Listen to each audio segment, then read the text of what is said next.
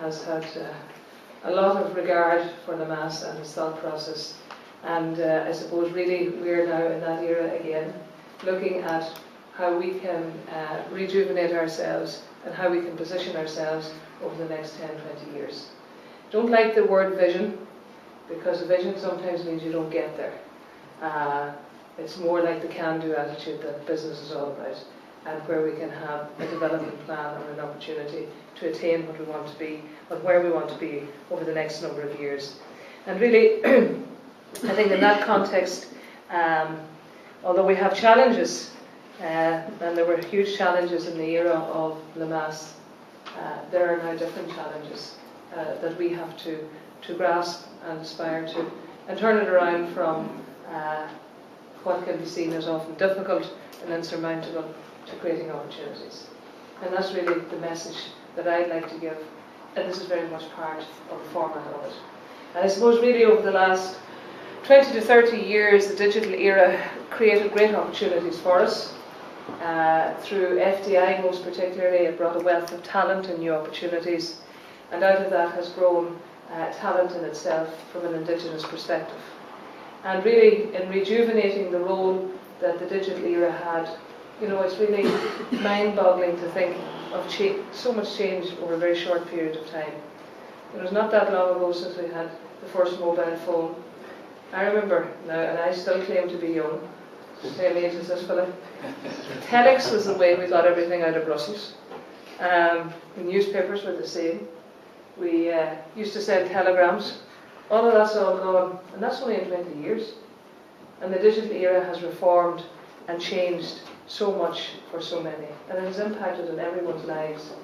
And that's why, in my view,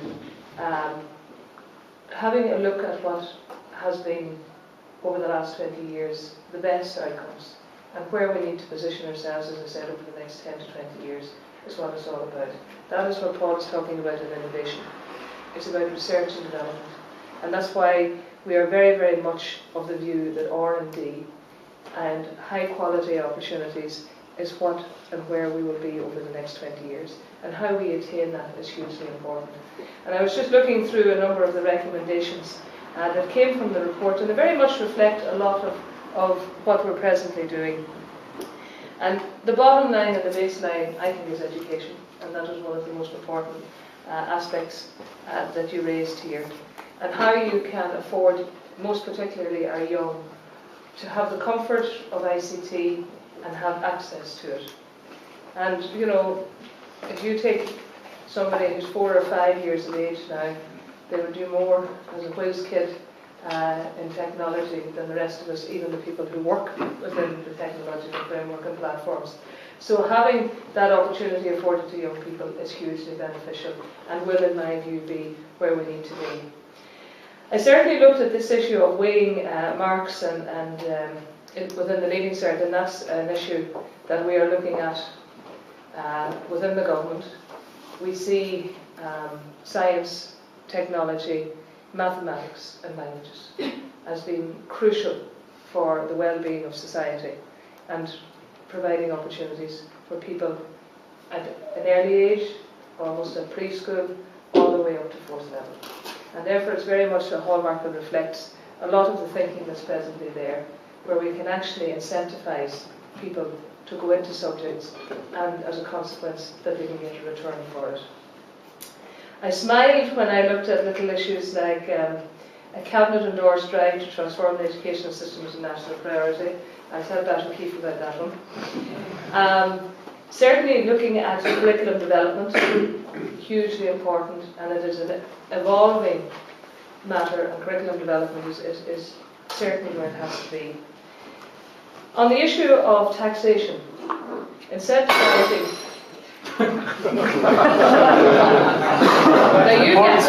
Now you guys can't see this, but actually no one stopped that. The wind blew it away. So it's quite obvious that the Minister of Finance was standing outside the window and they talk about tax. But taxation policy is also a way in which we can create and incentivise research and development and innovation. And that is very much the hallmark of the budget that we've had this year, and it will continue to be without a shadow of a doubt, the backbone of where our economic policy will be over the next number of years. And as Paul and I have spoken of, intellectual property, of course, and the commercialisation of intellectual property is where I would like to see, over the next number of years, huge opportunities afforded to people, particularly in the ICT sector. On the issues of and definitely tonight when you retask RTE, I wish you well. Nobody from RTE is here, come and kill me. But, you know, really, what you're saying is that we're in a new and exciting era, and the convergence of entertainment, ICT, commercialisation of IP, patenting, it's all there. And you know, when you see over the last number of months the footprint on the calibre of companies that are here in this country, you have Google, you have Facebook, you know, moving on into Goa, the games people, very much looking at innovation in the financial services sector, and also within the large sectors of Intel, Microsoft, Hewlett-Packard, where innovation has been very much the hallmark of their sustainability, and how we can support that is certainly the hallmark which I would like to see for our people here. And therefore having a framework through this and through these recommendations will be hugely beneficial. When I spoke about, and when we launched our innovation policy, we talked about catching the wave. We want to leap over the wave here. As a Donegal woman, I don't know if any of you were, people here probably were anti-commercial fishing of salmon. I'm very sorry about that, but that's where I came from.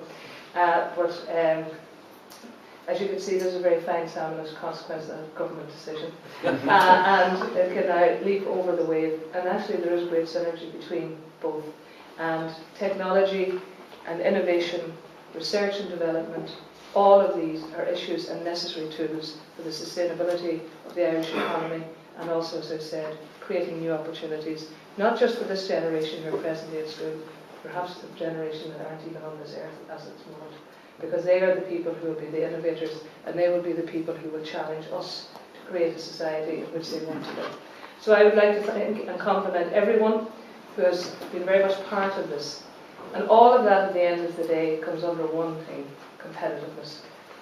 And it is very much just factoring in with the work that we're doing on science, technology and innovation, and how we have placed ourselves well, and we have created a reputation, but we have to push out the boat, and the one place we want to be is number one, the best. And I certainly hope that this document and the work that has been carried out by everyone who participated in it will also feed into the frameworks and the policy initiatives that the government are taking on board to give direction and to give a succinct policy framework in which we can see, as I've said, the growth and development of the ICT sector. So congratulations to everyone who's been involved. Delighted to be here to be part of this launch, and certainly to say that most important thing we have to do is not necessarily to be critical, but to see how we can innovate and do things better. And that's what this is all about. So I wish you well, and I certainly would hope, as I've said, that the reputation, the talent, the leadership and the opportunities will and can be afforded in this country. This is a can-do attitude. This is the type of people who we are. And one of the main reasons why where we have investment in this country is because of people and their talent. And I certainly hope that this will add to the talent pool that we presently have here in the country. So, Arish Choratis, Gwynedd Talib,